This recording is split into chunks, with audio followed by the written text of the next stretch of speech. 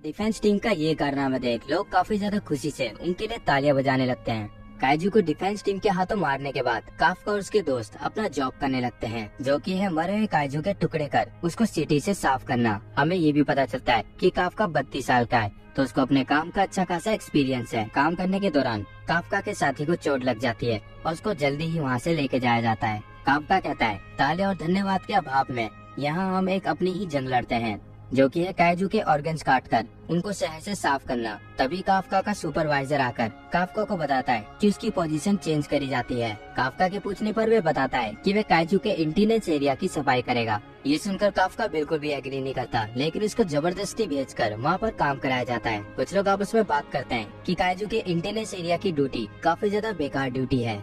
यहाँ तक कि मैंने सुना है कि कोई इस काम को करने के बाद ठीक से खाना भी नहीं खा सकता। काफका को इंटेनेंस एरिया में सफाई करते वक्त काफी ज्यादा घिन आ रही होती है और उसका सुपरवाइजर उसको सूट में उल्टी करने के लिए मना करता है। दोपहर की अपनी इस ड्यूटी को कंप्लीट करके काफका अपने अपार्टमेंट में आ जाता है। इंटेनेंस एरिया की सफाई के बाद मेरे नाक में अभी भी उसकी गंध बनी हुई है, ये बात काफका कहता है। तभी अचानक से टीवी में एक इम्पोर्टेंट न्यूज आती है, जो कि आसिरो मीना के बारे में है कि डिफेंस कॉर्प्स की 3rd डिवीजन कैप्टन आसिरो मीना अपनी टीम के साथ मिलकर एक और काइजू को मार डाला है। सिर्फ 27 साल की उम्र में 100 से ज्यादा काइजू को मार डालना ये सच में एक काबिलियत तारीफ है। अब काफका अपने पास्ट को याद करता है, जहाँ पे किसी काइजू ने मीना के और काफका के घर को तोड़ दिया होता है और मीना उसके स्कूल की, जो कि नष्ट हो चुका है, उसकी एक चाइल्डहुड फ्रेंड है। मीना और काफका बचपन में एक दूसरे से वादा करते हैं कि जब वो लोग बड़े होंगे तो इस दुनिया से सभी काइजू का खात्मा कर देंगे। मीना ने अपना सपना पूरा किया, वह बड़ी होकर पूरे जापान को काइजू से बचाती है, लेकिन काफका अभी भी वहीं के वहीं है।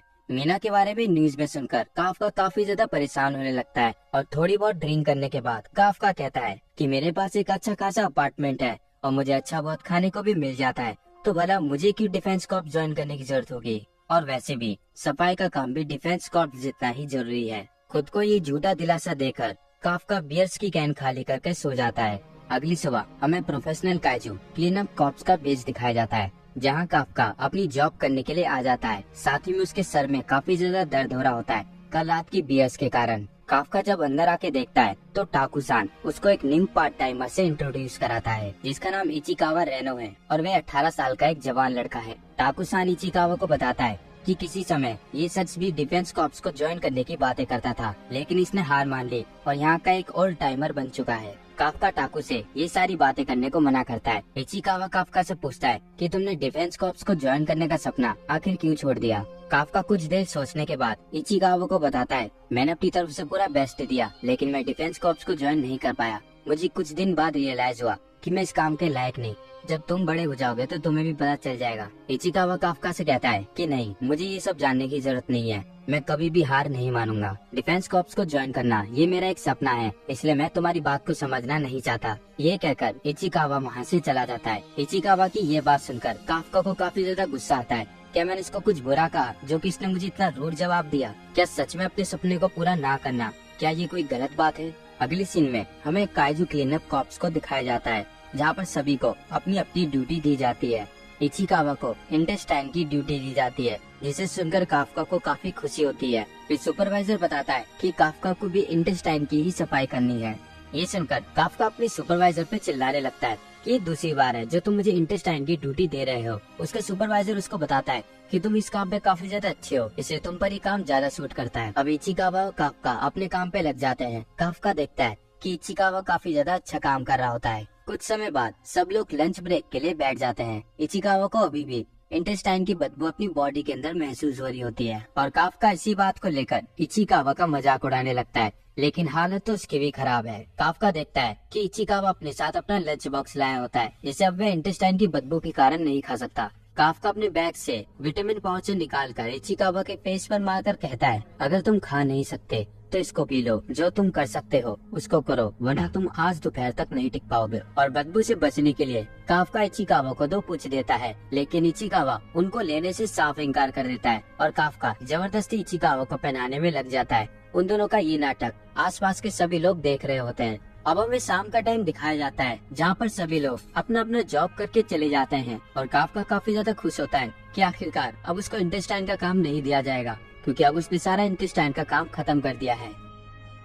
तभी काफका को कोई आवाज लगाता है, जब काफका पीछे मुड़ के देखता है तो वहाँ पर इचिकावा आया होता है। काफका इचिकावा से पूछता है कि वह यहाँ पर क्यों आया है, क्या वे यहाँ पर बदला लेने के लिए तो नहीं आया। और इचिकावा कहता है अगर तुम नहीं होते तो मैं यहाँ पर अपना पहला दिन नहीं गुजार पाता, इसलिए आपका बहुत बहुत शुक्रिया।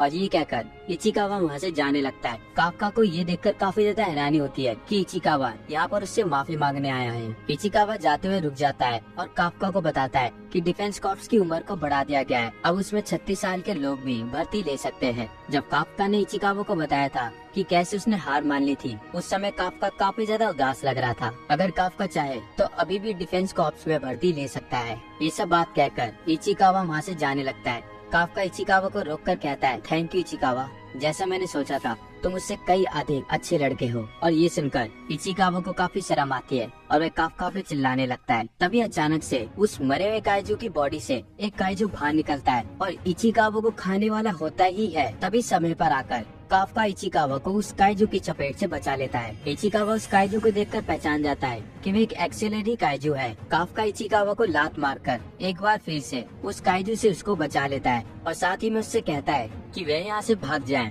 और किसी सेफ जगह पे जाकर फटाफट से रिपोर्ट मारे कि यहाँ पर एक काइजू आया है। इचिकावा काफका की बात नहीं मानता तो काफका चिल्लाते हुए इचिकावा को याद दिलाता है कि उसका सपना डिफेंस कॉर्प्स को ज्वाइन करना है, तो वह यहाँ पे नहीं मर सकता। फिर काफका मजबूरन वहाँ से चले जाता है। अब वहाँ पे बचते हैं काफका और वे काइजू। काफका को पता है कि वे उस काइजू का कुछ नहीं कर सकता, वो बेवजह ही यहाँ पर खड़ा है। अब वे काइजू काफका पे एक जानलेवा अटैक करता है, जिस अटैक को खाकर काफका अपने पास्ट को याद करता है, जहाँ पर मीना और काफका का स्कूल, घर सब कुछ तहस नहस हो चुका है, जो कि किसी काइजू ने किया होता है। जहाँ पर काफका और मीना छोटे बच्चे होते हैं और काफका मीना से 5 साल बड़ा है। काफका को उस काइजू पे काफी जोर से गुस्सा आ रहा होता है, बल्कि इस बात पे नहीं कि उसका घर सब कुछ खत्म हो चुका है, इस बात पर कि उसने अब तक अपना गेम खत्म नहीं किया जिसको वह खत्म करने वाला ही था। और मीना इस बात से उदास थी कि उसके घर के साथ साथ उसकी बिल्ली भी मर चुकी है। वे दोनों साथ में कहते हैं कि मैं डिफेंस कॉर्प्स को ज्वाइन करके रहूंगा। जब वे दोनों एक दूसरे के मुंह से ये बात सुनते हैं तो आपस में झगड़ने लगते हैं कि तुम एक स्कूल के एक छोटे बच्चे हो, और काफका कहता है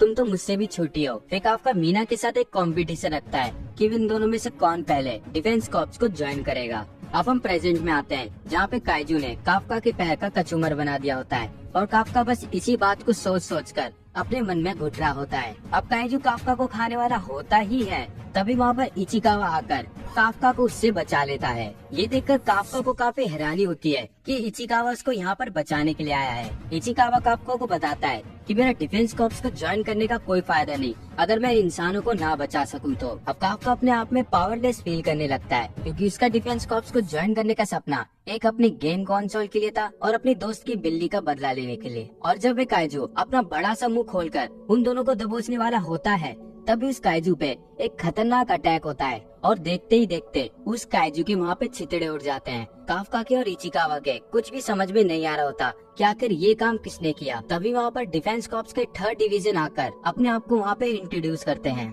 और 3rd डिवीजन की कैप्टन हाशिरो मीना काफका की एक बचपन की दोस्त है, जिसको काफका तो जानता है पर पता नहीं कि मीना उसको जानती होगी या नहीं। अब वे दोनों इतने सालों बाद एक दूसरे के आमने सामने मिलते हैं तो काफका को मीना को देखकर काफी ज्यादा हैरानी होती है। मीना अपने डिवीजन के मेंबर से बोल के काफका और इचिकावा को हॉस्पिटल में ले जाने के लिए बोलती है और अपने पैट के ऊपर बैठकर और काइजूस को निपटाने के लिए चले जाती है। काफका को ये देखकर काफी ज्यादा हैरानी होती है कि मीना ने उसको इतनी साल बाद देखा और उसको पहचाना भी नहीं। अब हमें हॉस्पिटल का सीन दिखाते हैं, जहाँ पे इचिकावा और काफका की मरहम पट्टी हो चुकी होती है और काफका अभी भी मीना के बारे में सोच रहा होता है। इचिकावा बेड पर लेटे लेटे बोलता है, अगर आज काफका नहीं होता तो मैं कब का मर चुका होता। मुझे माफ करना काफका, जैसा मैंने तुम्हारे बारे में सोचा था तुम मुझसे ज्यादा अच्छे बंदे हो। मेरी मानो तो तुम्हें सच में डिफेंस कॉर्प्स को ज्वाइन करना चाहिए, और वैसे भी ये तो तुम्हारी सोच है कि तुम्हें ज्वाइन होना है या नहीं। मैं कौन होता हूँ तुम्हें बोलने वाला। काफका इचिकावा से कहता है कि तुम ठीक कह रहे हो, मुझे ज्वाइन हो जाना चाहिए। अपने सर में घुसा मारने के बाद काफका अपने मन में सोचता है कि मैं कब तक ये दिखावा करता रहूंगा कि मैं कुछ नहीं देख रहा। मैं एक बार फिर से डिफेंस कॉर्प्स को ज्वाइन करने की कोशिश करूंगा। ये बात कहकर काफका अपने अंदर एक हौसला बढ़ाता है। तभी वहाँ पर एक छोटा सा काइजू आकर काफका को घूरने लगता है और उसको देखते हुए कहता है कि मैंने तुम्हें ढूंढ लिया। इतना कहकर वे काफका के मुंह के अंदर घुसने लगता है। काफका की ये चिल्लाने की आवाज सुनकर इचिकावा पर्दा हटाकर देखता है तो वहाँ पर काफका की जगह एक काइजू बैठा होता है और वे दोनों एक दूसरे की तरफ देखकर जोर जोर से चिल्लाने लगते हैं और वे काइजू अपने आप को काफका बताकर इचिकावा को शांत करने लगता है। तभी वहाँ से एक बूढ़ा आदमी गुजर रहा होता है और वे उस काइजू को देखकर फौरन ही अपनी मोबाइल से रिपोर्ट मारता है और उस जगह का सायरन जोर जोर से बजने लगता है। तो भाई मैंने कुछ नया ट्राई करा और एक नई मांगा पकड़ी है, और अगर आपको मेरी आवाज के साथ या फिर मेरी एक्सप्लेनेशन के साथ ये मांगा पसंद आती है तो वीडियो को लाइक और चैनल को सब्सक्राइब कर देना, क्योंकि मैं आगे जाके इस मांगा की सीरीज को कंटिन्यू कर सकूं। तो चलिए भाई मुझे इजाजत दीजिए, मैं आपको मिलूंगा इसके अगले एपिसोड के साथ। तब तक के लिए हर हर महादेव।